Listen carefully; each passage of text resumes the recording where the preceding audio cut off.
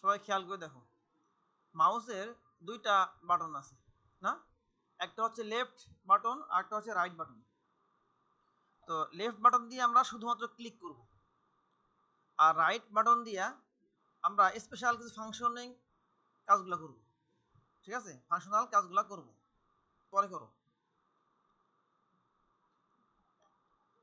কি করবা, মাউসের ডান বাটন চাপ দিলাম, চাপ দিয়ে নিউ ফোল্ডার। এখন এই যে নিউ ফোল্ডারটা তৈরি করলাম, করার পরে এখানে যে খেয়াল করে দেখো, এই নিউ ফোল্ডার লেখাটা কি ব্লক হয়ে আসে না, মানে সিলেক্ট অবস্থায় আছে না?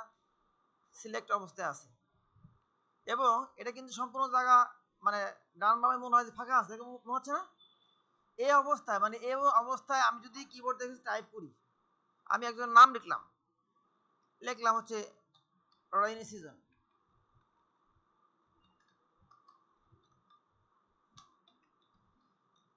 লিখলাম, দেখো লেখা হয়ে গেল।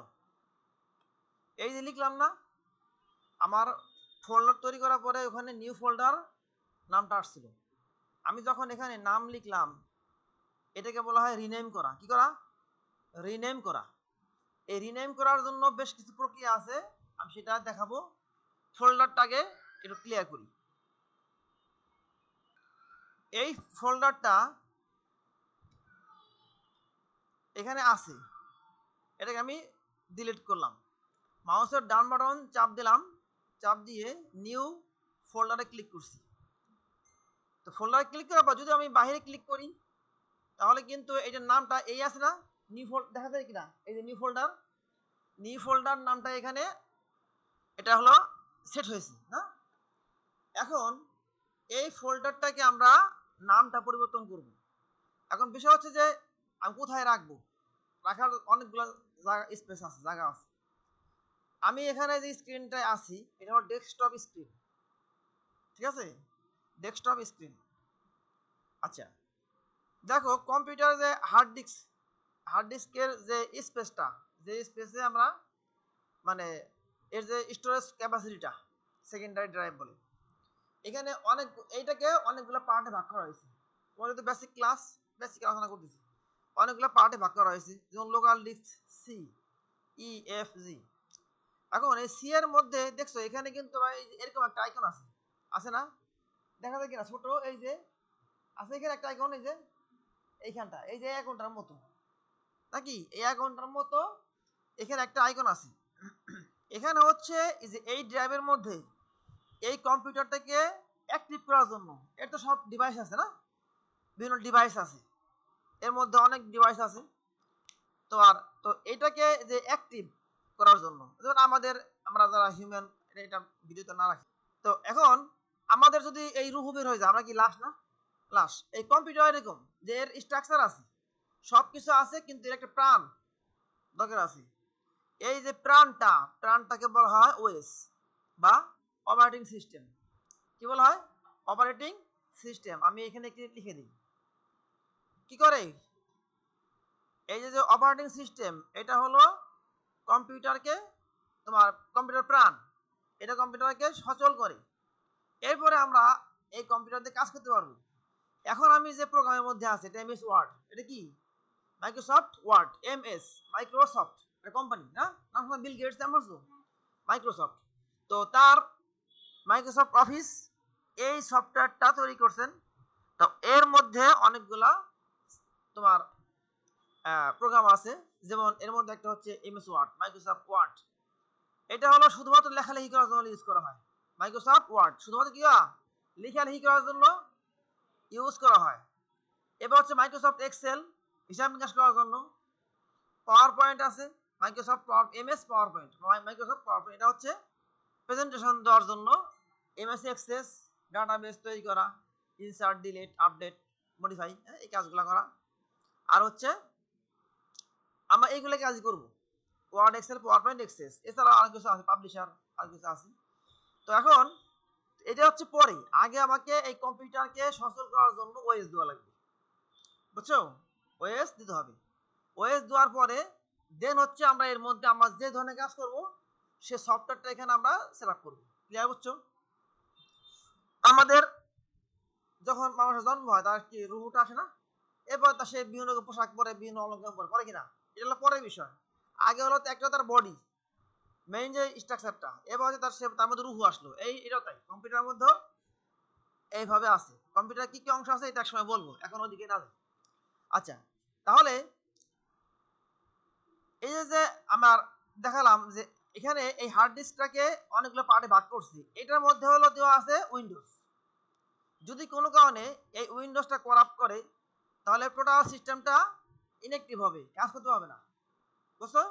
এখানে প্রবেশ করতে পারবে না যদি এখানে ভাইরাসে করাপ্ট করে বা কোনো কারণে এটা ফল্ট করে, তাহলে কি হবে না, এখানে আমি কাজ করতে পারবো না। আর যদি কাজ করতে না পারি, তাহলে আমাকে উইন্ডোজ আমার দেওয়া লাগবে, লাগবে কিনা? আবার যখন আমি উইন্ডোজ দিব, খেয়াল করে কিন্তু কথাটা, আবার যখন আমি উইন্ডোজ দিব, উইন্ডোজ দিলে তখন আমার এই যে ডেস্কটপ, এই স্ক্রিনটা আছে না, এখানে যদি কিছু রাখি থাকবে না। আবার এই যে এই যেমন downloads, documents, pictures, music, videos, এমনকি এই সি ড্রাইভ, এর মধ্যে কিছু থাকবে না, কিছু কেমন কোনো ফোল্ডার, সাব ফোল্ডার বা কোনো ফাইল থাকবে না এখানে।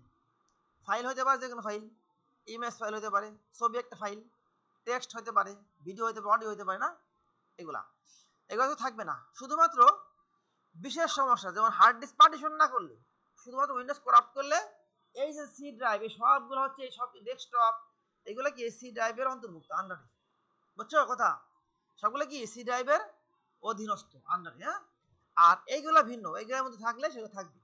এজন্য তোমাকে আগেই তোমার যে সমস্ত ফাইলগুলো ইম্পর্টেন্ট, হতে পারে সমস্যা, আমি কম্পিউটার অফ করছি, আমি তো বলতে পারবো না যে কম্পিউটার কি অবস্থা, হতে পারে কোনো কারণে সে অফ করতেই পারে, তাই না? তো এই জন্য আমার সতর্কতামূলক আমি আগেই অন্যান্য যে ড্রাইভগুলো আছে, এই ড্রাইভগুলোর মধ্যে আমার যে কাজ, কাজ বলতে ফাইল ফোল্ডার রাখবো। ক্লিয়ার? ফাইল ফোল্ডার রাখবো। আমি তোমাদেরকে এখন এখানে দেখালাম ডেস্কটপের মধ্যে একটা ফোল্ডার, নিউ ফোল্ডার তৈরি করে দেখালাম। বেস্ট প্র্যাকটিস কি হবে বলতো?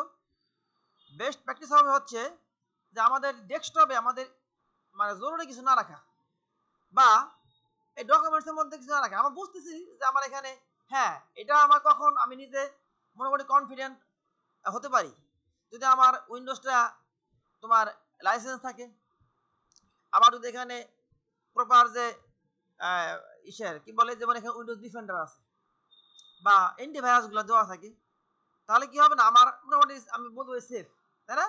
সেফ বলতে পারি। তারপরও ভালো প্র্যাকটিস হচ্ছে যে এখানে না রাখা। ক্লিয়ার তো?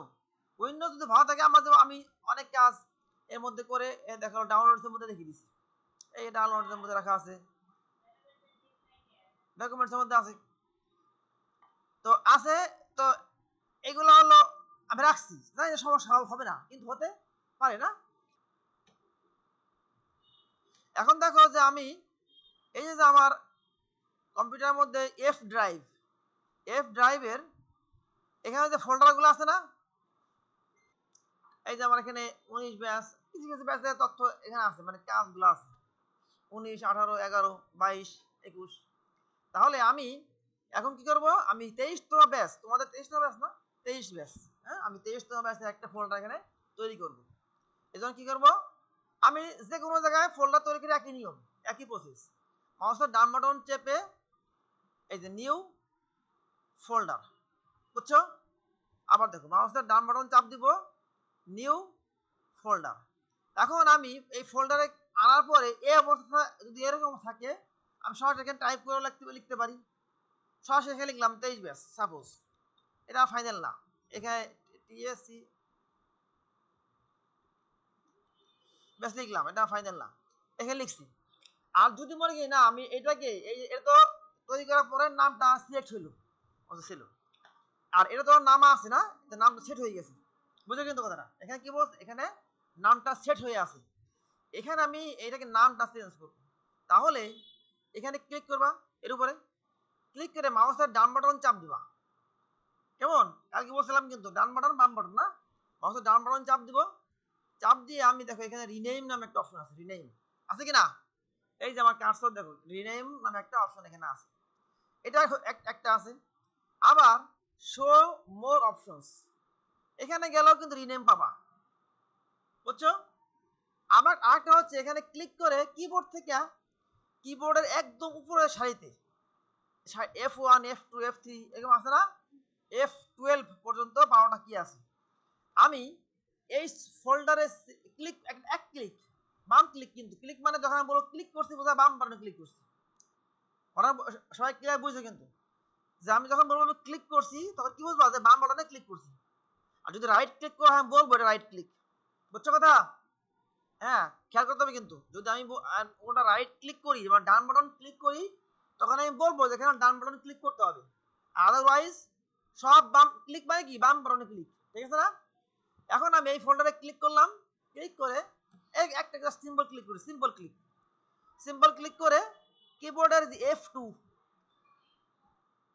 চাপলাম। F2 চাপলে রিনেম অপশনটা সক্রিয় হবে।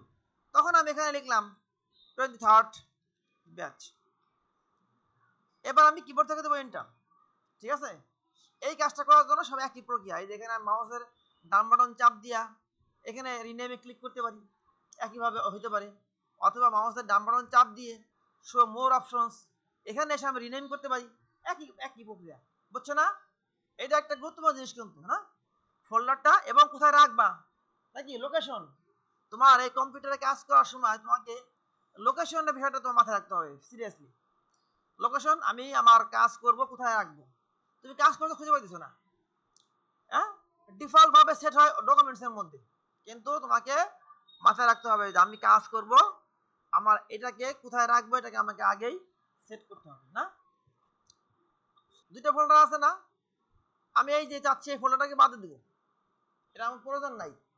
তাহলে আমি এখানে ক্লিক করলাম, ক্লিক করে কিবোর্ড থেকে দেখো মাঝখানে কিবোর্ডের মাঝে ডান দিকে ডিলিট নামে একটা কি আছে, ডিলিট ডান দিকে মাঝে, মানে মাঝে ডান দিকে ডিলিট, যেখানে 6টা কি এক জায়গায় আছে। বুঝছো?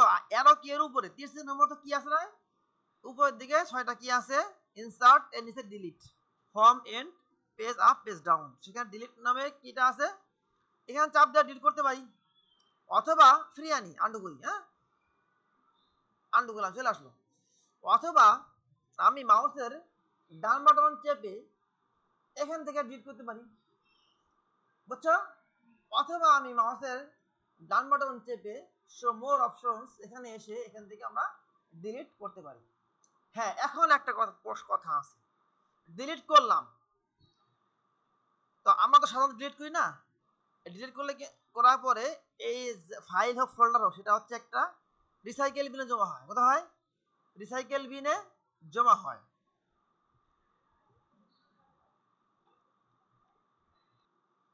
দেখছো কিনা? সবার কম্পিউটার কি আছে? রিসাইকেল বিন আছে না, রিসাইকেল বিন। আমি এখন এটাকে ডিলিট করবো, দেখবো এখানে জমা হয় কিনা। তাহলে এটাকে আমি কিবোর্ড থেকে ডিলিট করলাম, চলো সেখানে যাই। এই যে রিসাইকেল বিন ফোল্ডার ক্লিক করো, আসছে কি এখানে, এটা কিন্তু কাজ করা যাবে না। হ্যাঁ, এখান থেকে আবার ব্যাক করা যায়। কি করা যায়? এখান থেকে ব্যাক করা যায়। আমি এখানে মাউসের ডান বাটন চাপ দিয়া এই যে রিস্টোর, ঠিক আছে, এটা কিন্তু ভিডিওটা ভালো দেখবা, একাধিকবার দেখলে আর ক্লিয়ার হবে। এই যে রিস্টোর করতে পারি, রিস্টোর করলে কি হবে, সে জিজ্ঞাসা করবে আমি কই যাবো, সে কি করবে না জিজ্ঞাসা করবে না আমি কই যাবো, সে রিস্টোর করলে সরাসরি যেখান থেকে আসছে সেখানে হাজির হবে।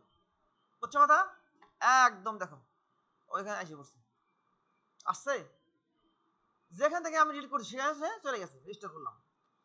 আচ্ছা, যদি বলি যে পার্মানেন্টলি করে ডিলিট, পার্মানেন্ট ভাবে একদম পার্মানেন্ট যেটা আর ফিরে আসবে না, তখন সেটা হলো পরের প্রক্রিয়া। অনেক সময় কিছু কিছু ফাইল আছে যেগুলা আমাদের কি করতে হয়, পার্মানেন্ট ভাবে ডিলিট করতে হয়, সে তুমি কাজ করতে করতে বুঝতে পারবা, বেশ কোনো ইস্যু হতে পারে। আচ্ছা, যেমন এটা একটু, যেমন জাম সার্ভার আছে, সে জাম সার্ভারের মধ্যে তো হয় কি যে একই ধরনের ফোল্ডার ডিলিট করলেও সেটা মানে অন্য থাকলেও সমস্যা করে, ওই সময় ক্ষেত্রে বিশেষ তখন কি করতে হয়, সেটাকে পার্মানেন্টলি ডিলিট করতে হয়। সেটা হলো তোমার ওয়েবের কাজ করার ক্ষেত্রে।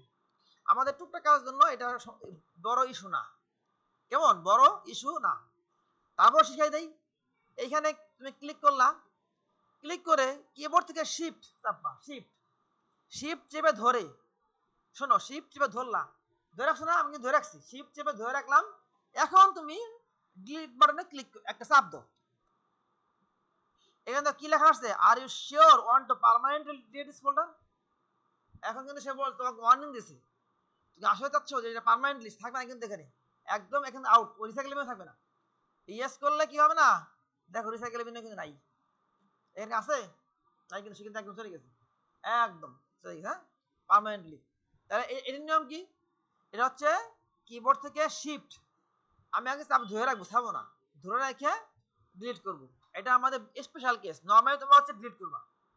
সবাই খেয়াল করে শোনো, নর্মালি কি করবা, নর্মালি তোমরা হলো ডিলিট করবা, ডিলিট করার পরে পরবর্তীতে তুমি রিসাইকেল বিনে গেলা, যে আবার আমার এগুলো প্রয়োজন না, আমি এগুলাকে আবার আমি এখান থেকে ডিলিট করতে পারি, অথবা সরাসরি এই রিসাইকেল বিনের উপর ক্লিক করে, এই যে রিসাইকেল বিনে দেখো, সরাসরি রিসাইকেল বিনের উপরে মাউসের ডান বাটন চাপ দিয়া এমটি রিসাইকেল বিন খালি হয়ে যাবে, ঠিক আছে, এই পার্মানেন্ট হয়ে গেল, বাস চলে গেল,